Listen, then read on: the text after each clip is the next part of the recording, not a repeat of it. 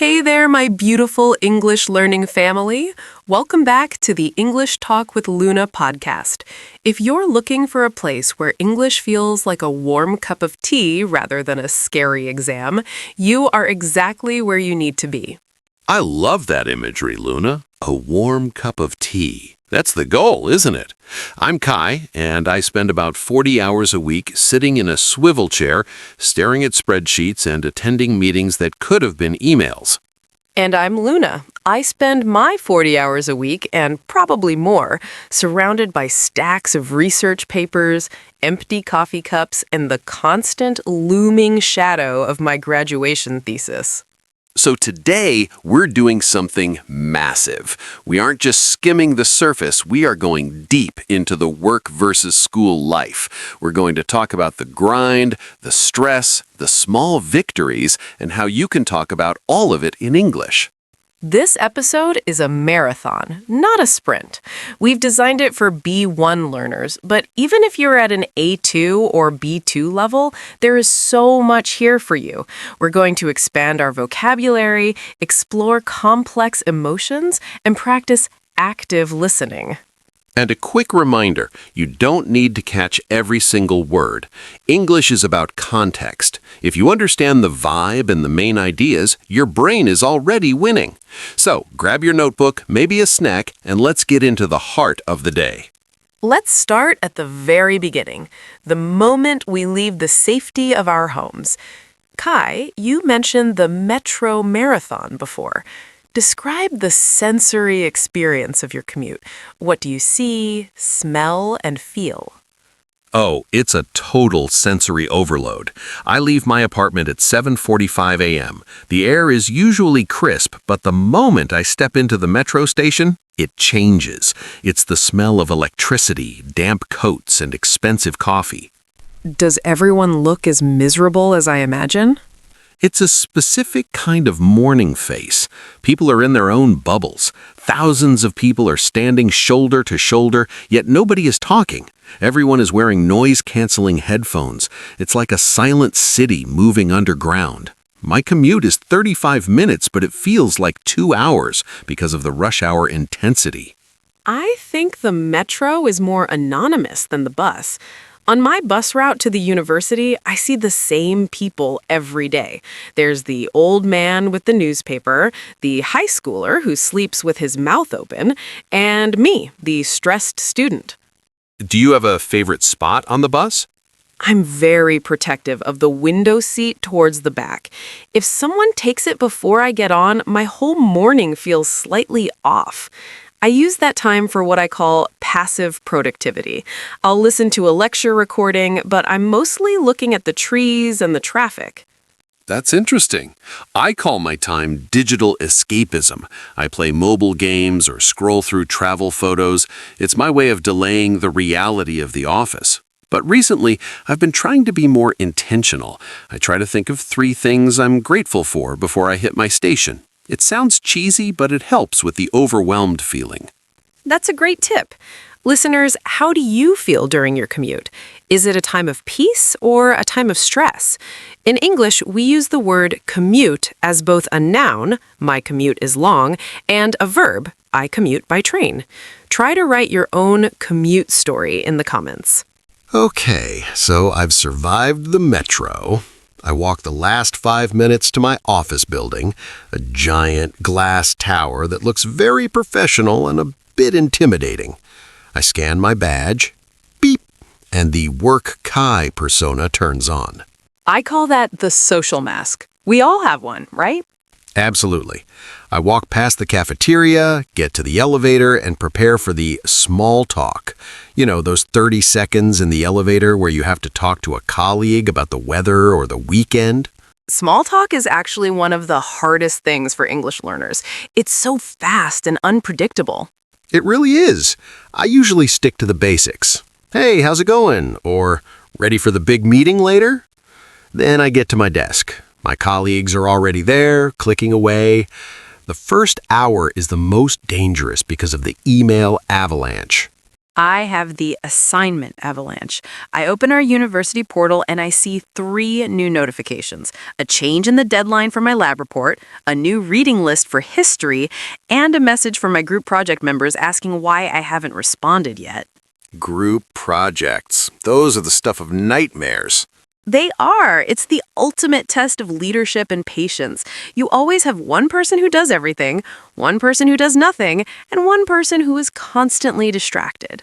We have that in the office too, Luna. We just call it cross-departmental collaboration. It's the same dynamic, just with higher stakes and more colorful charts. When I'm in my first lecture, I have to fight the front row pressure. Since I sit at the front to avoid being distracted, the professor often looks directly at me when asking a difficult question. My heart does a little jump every time. I have meeting room anxiety. When my manager says, "Kai, what are your thoughts on this?" and 15 people turn to look at me. Even after years of working, I still get that tight feeling in my chest. Phase 4, the midday oasis, food and friendships. Let's move to 12:30 p.m., the golden hour, lunch. Thank goodness. Lunch is the only thing that keeps me going sometimes. In my company, we have a cafeteria on the 4th floor. It's actually quite nice. They have a salad bar, a pasta station, and a mystery meat of the day. At my uni cafeteria, the mystery meat is a daily tradition. We usually call it the chef's special to make it sound fancy. But honestly, I've started bringing my own lunchbox. It's a stress relief salad. Does it actually relieve stress?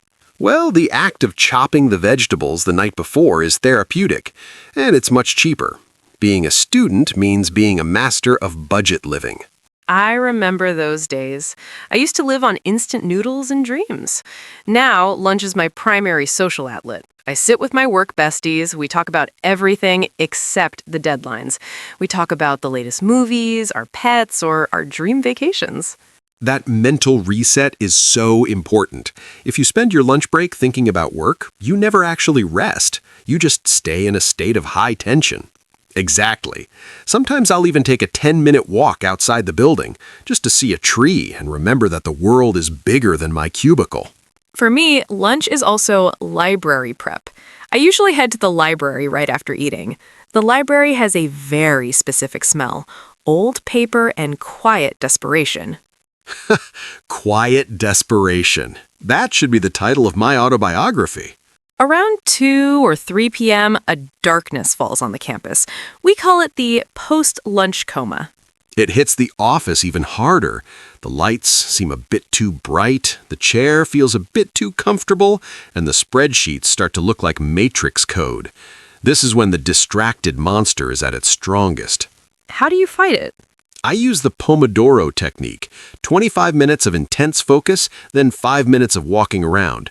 I'll go to the break room, get some water, and maybe a piece of fruit. If I don't move, I will literally fall asleep at my desk. I use social accountability.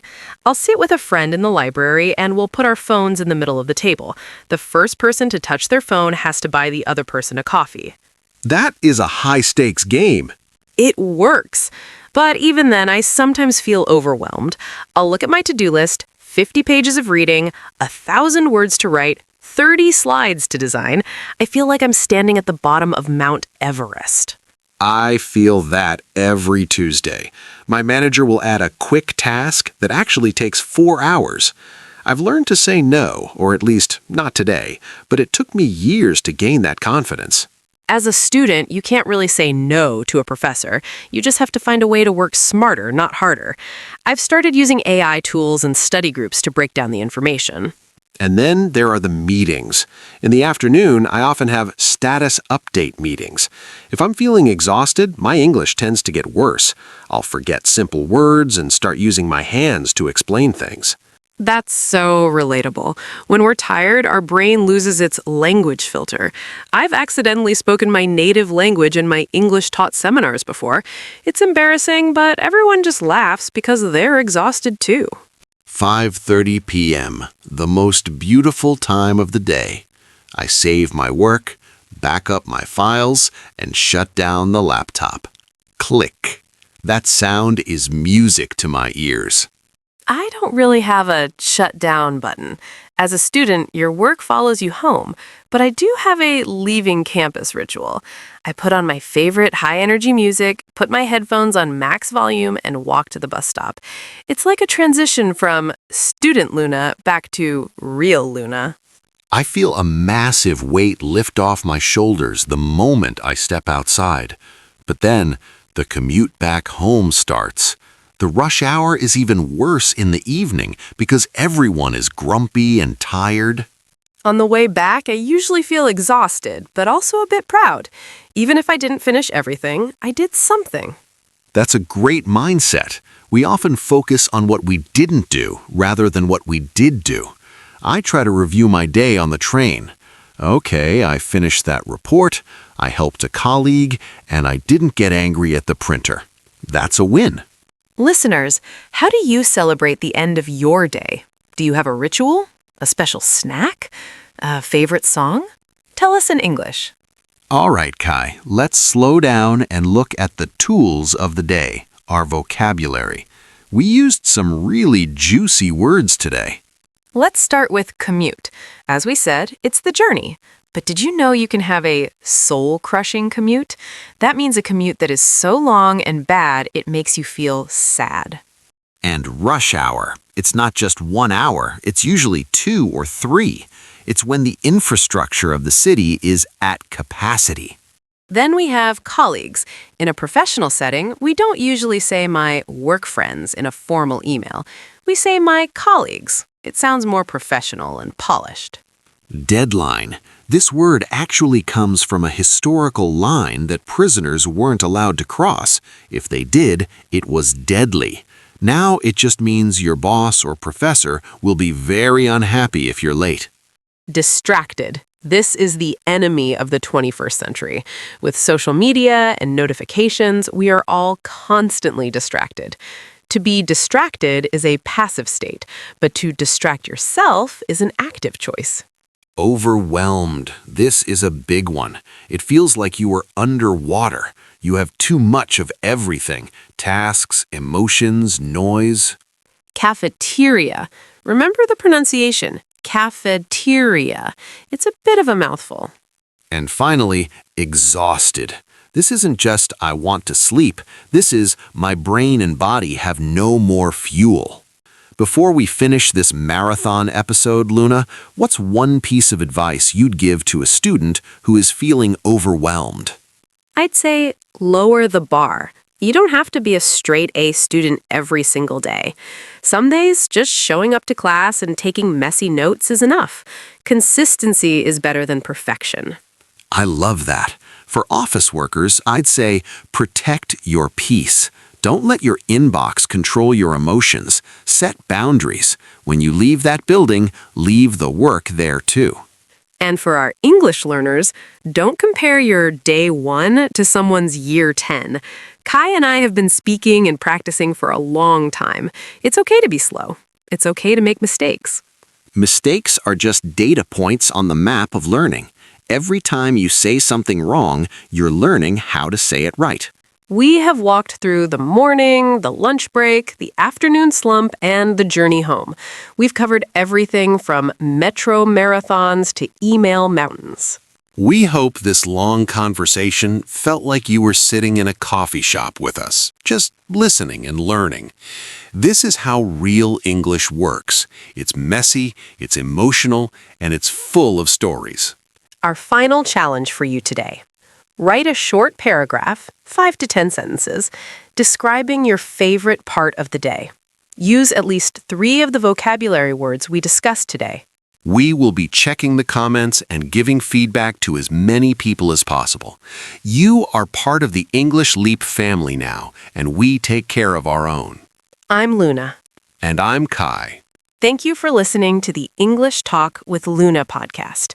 Your progress is happening right now, even if you don't feel it. Keep practicing, keep talking, and we'll see you in the next episode. Bye for now. Take care.